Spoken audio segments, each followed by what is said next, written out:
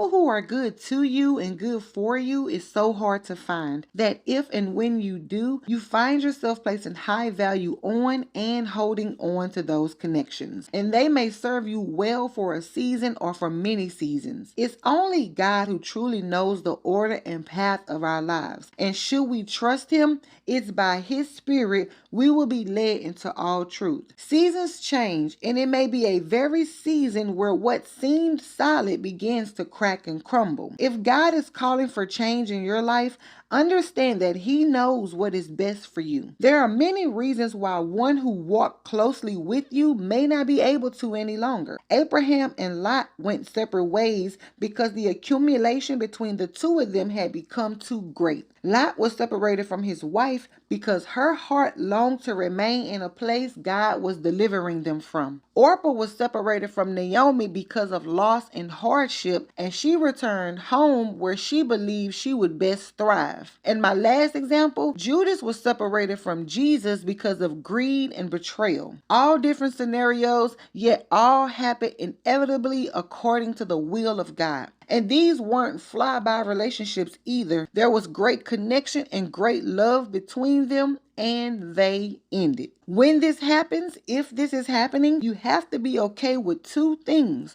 One, letting them go, and two, moving forward. What would have happened if Naomi followed Orpah back to her people in Moab? They would have missed their miracle. What would have happened if Lot stayed in Sodom and Gomorrah because his wife wanted to? He would have perished. What would have happened if Jesus had intercepted Judas's betrayal for the sake of peace? None of us would have the gift of everlasting life. What and who is a part of God's design to be will be. Ruth was told the exact same thing as Orpah. Go home. But in her heart was love for Naomi, regardless what or how she would benefit. There are destined connections and there are destined seasonal connections that are only meant to last a while with an intended purpose. Don't confuse these. The discerning factor is agreement. The Bible says, how can two walk together unless they agree? To go together, you have to go in agreement. And when the heart of the other gets to leaning in another direction, so will they. And you have to